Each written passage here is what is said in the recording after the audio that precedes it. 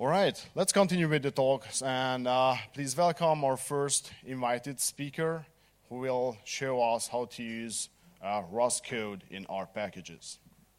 Hello? Is the microphone working? You too. Hello? Can you hear me? All right, so yeah, I'm going to talk to you about using Rust code in R packages. Most of the things I'll talk about are on this GitHub repository, so I'm going to be throwing quite a lot of information, but everything is here, so if anything you see is interesting, I try to organize everything very neatly here. First tradition, I just read it's Romein's birthday, so here's a picture of my cat. All right, so what's Rust? Rust is a new programming language, a systems programming language. It's an alternative to C and C++. If you're like me and then you heard this, you're like, oh, another one? Why? But Rust has managed to convince some of the most more conservative people that have been programming C or C++ for 20, 30 years. And it's really starting to get a lot of traction inside very important libraries. So apparently it has some merit. And there's, it seems to have found an interesting space for people that find C++ too complex, but plain C too dangerous. So the code looks like this. It's pretty simple. I'm not going to look over it, but it's like C. There's some code, and there's a compiler, and you compile it, and you run it. How do you install Rust? Very simple, just brew install. Ubuntu, you install Cargo, which I will go into in a minute, which is the package manager for Rust.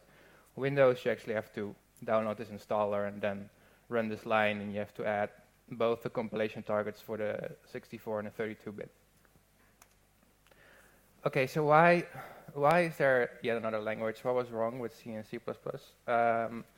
So the main selling points of Rust, which I won't go into today in detail, but why people like it is Rust is memory safe, so you can't have seg faults or memory leaks. The way it manages memory is safer than C and C++. It's really fast. It compiles to similar bytecode to C and C++. It has a very modern style of concurrent programming, so threading and stuff becomes easier and safer.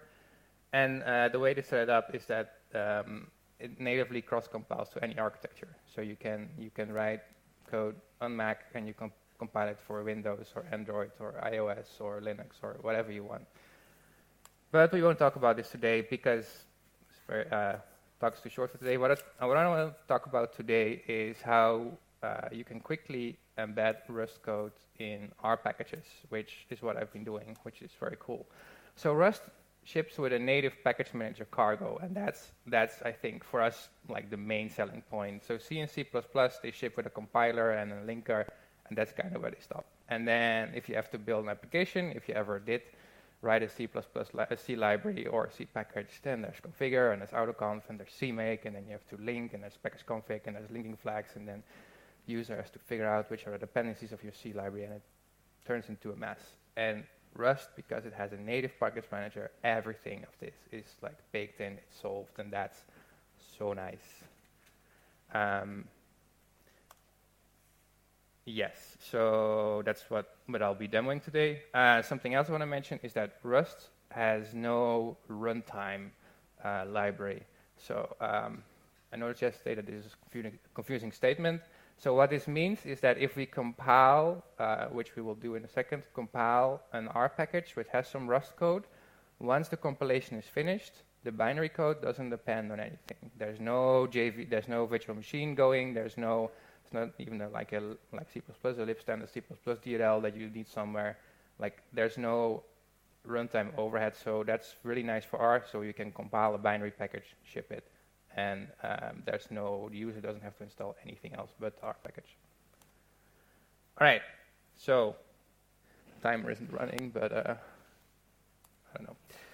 So what's Cargo? Cargo is the package manager that comes with Rust. So it's not a separate thing. It's not like another tool. It's if you install Rust C, which is the main Rust compiler, it includes Cargo. And Cargo is a package manager that allows you to install, to build and install Rust packages, which are called crates, and they are downloaded from crates.io, right? So real quick. So this is crates.io, and then if you look for a package, boom, you see the package. This gifskey, which I'll talk about in a bit, it's a very efficient GIF encoder, very cool. But a few things to notice is here are the dependencies. One thing that's really nice about Cargo is that it has version dependencies. I've argued with that for R a while back with very little success. But one thing that makes your Rust applications really stable is that all the dependencies are versioned. So when you install a Cargo package, it will download and build exactly against the right version of all dependencies. So it won't break if any of the dependencies have a breaking change, because the package author has declared which versions of the dependencies you want to use, and that's what we're using, and that's just sort of stable.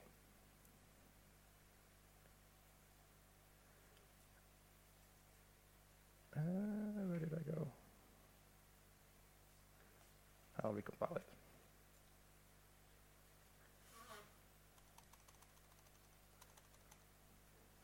All right, so what does it look like? Actually, I have a live demo here, but I made a GIF, so I'll just show it. So actually, the demo is fun.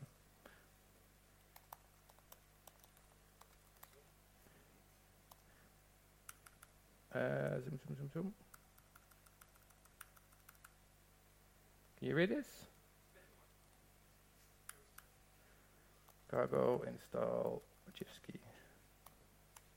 So if you do this, it goes online. Sort of like CRAN. It looks what are the dependencies, but here comes the trick. It downloads exactly the right versions of all dependencies. It's compiling everything on the fly on all platforms, and it always works. And like this package has 40 recursive dependencies. It's like a pretty complex stack. But you don't have to worry about the version of the dependencies. You don't have to worry about how all the linking works, how one library links to another. Everything is downloaded, built, and compiled on the fly, and in the end, it builds the finery package, and then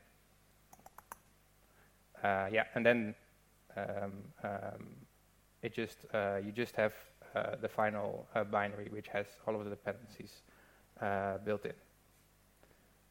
I'm not sure what's taking so long. Maybe the internet. Anyhow. Yeah, so that's what I just did. And that's how you install a Cargo package. It's done. Yay.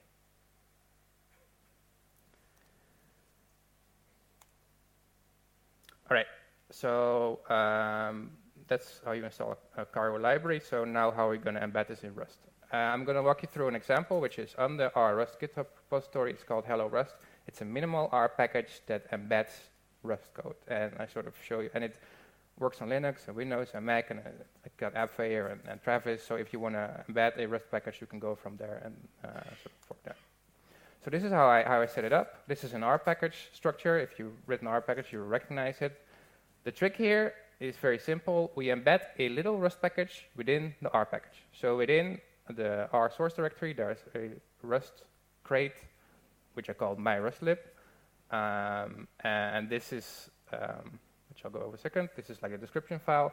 So the trick is, we have sort of a virtual Rust library within our R package. And all that virtual library does is import the dependencies that we actually want to do, want to call or use in R, and build it as a static library. Right? So this is the cargo.toml file, which is in the root under the Rust library. It's very much like the R description, but slightly different. So I declare which dependencies I want to use. I'm building it as a static library, which I'll show in a second, because then we can easily link it into the R package, and then there's some metadata. Every Rust package has a lib.rs, which is like sort of like the R namespace. You import which functions you want to use. Here is where you source the Rust files. These are the names of the Rust files in the R package. And then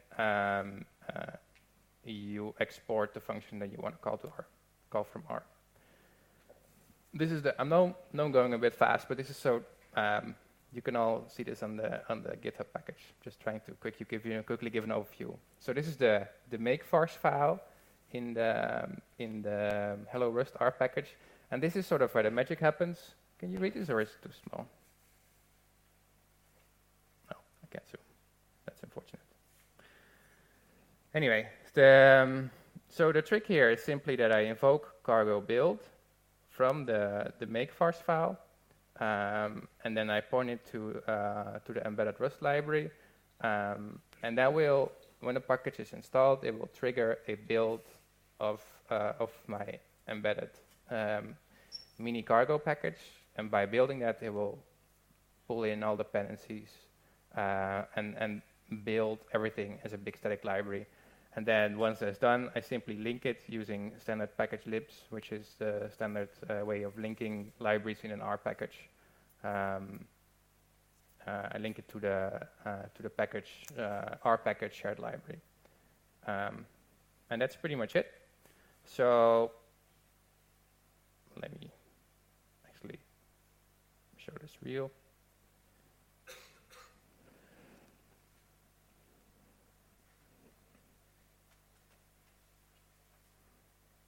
This is very small.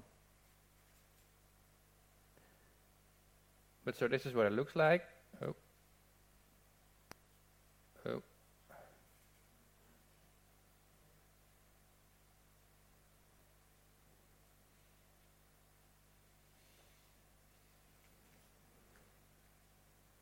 Right, so this was pretty quick. So I'm not sure if this makes any sense at all, but so what happened here is that I built an R package, right? So I did rcmd install through RStudio. And to build the R package, R was running this cargo build, blah, blah, blah. So it built my embedded cargo crate. Thereby, so that is this line here, if you can read that. So thereby, it automatically pulled in the dependencies that I declared in my Hello Rust library. And then it created it as a static library, and then later R, just using standard procedures, it links that into the package DLL. And then it works. So let me show what it does. Oh yeah, so here, once again, I want to emphasize Rust has no runtime. So I've now compiled it, and I could throw away Rust. I don't have to be online anymore. The R package is entirely self-contained. So this is really nice for R packages, because we like to ship these binary packages for Windows and Mac. So we can have a Rust compiler on the server, build these R packages, and then the user doesn't need Rust. So how do we actually call Rust from R? So I use the it's just too small. I use the C API. So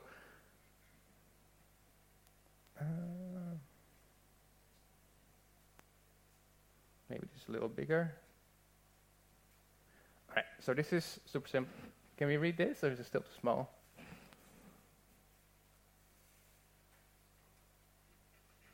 The trick is, compiled Rust code looks exactly like compiled C code.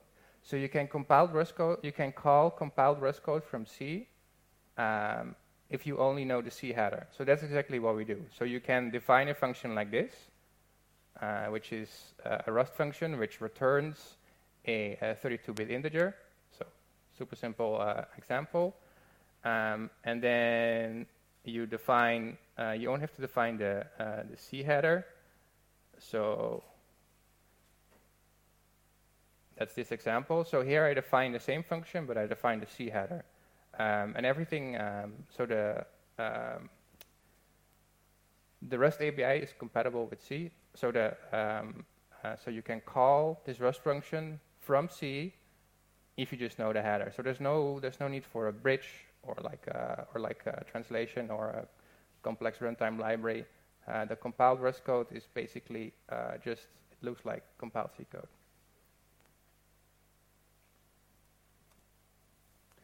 There's a few other examples. Not sure how I am on time. But yeah, here's an example that I return a string.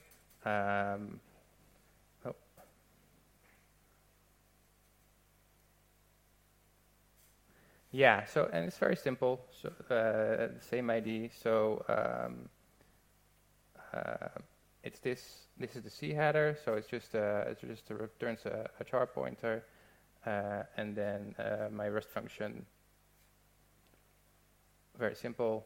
So it's a simple function, and it returns a char pointer. So that's the way that makes it really easy to embed Rust code in R, because you can just call it from C as if it were C, and you only have to know the headers. Here's an example that uses threading. I'll just skip over that, but just so you know, threading is pretty nice in Rust. And this actually works. So let me actually run this code.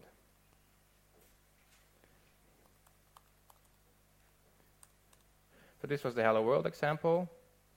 So there's actually this one above here. So you can just call, I call the R wrapper, which calls out to this Rust function, and then it returns this.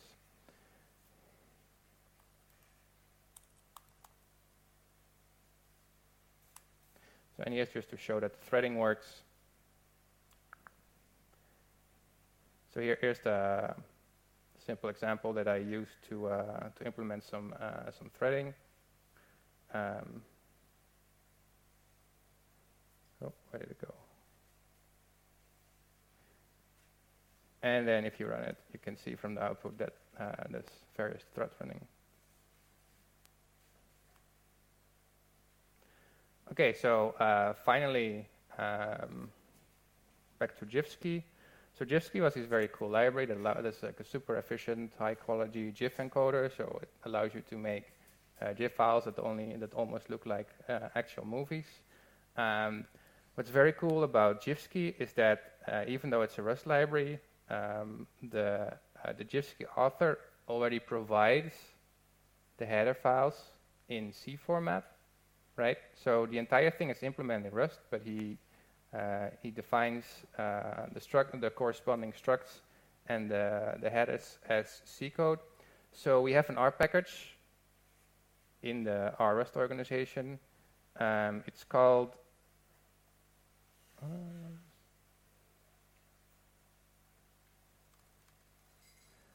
gifskey, same name. And so the cool thing about this example is that the R package contains no Rust code. So we use this Rust library, and that it's a super sophisticated Rust library, and it's fast and it compiles on all platforms. But because it already includes these headers, we can just call it from C, and I think that's really nice, because that's so much better than having to deal with like an intermediate layer like JVM or RCPP or whatever. I can just show that real quick, and then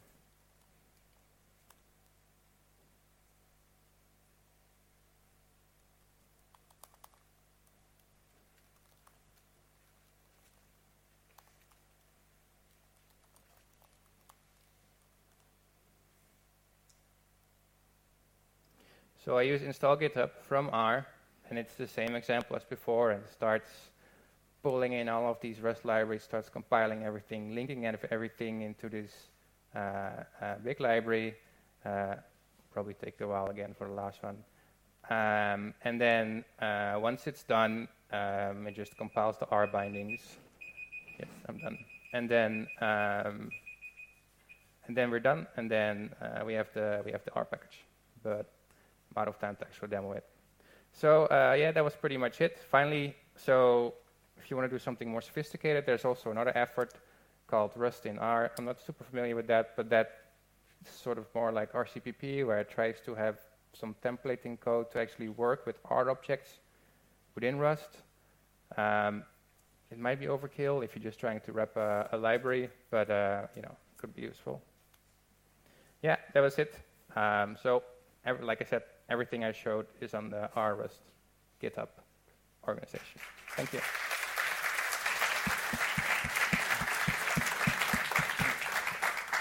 Thank you very much. We have time for one question. Yes. you should sit in the front row. Maybe I'll move. So apparently it's very easy to call Rust code from C, but if I use compiled code in my packages, I also want to call the rs-c API. Is that possible from Rust, or would you need some layer in So between? that's exactly what this other guy is doing. But I mean, depends on what you want to do. If you just want to wrap a Rust library, I would recommend you call the R API from C and only call out to Rust. You don't call back from Rust to R. At least I haven't done that currently yet, because I mean that makes things a bit more complicated. I mean, but you could. I mean, there's this other effort to do that. But what I mostly want to show is that it's so simple to wrap these awesome Rust libraries into R packages without having to do that. We don't need that layer because we can just call the Rust binary directly from R.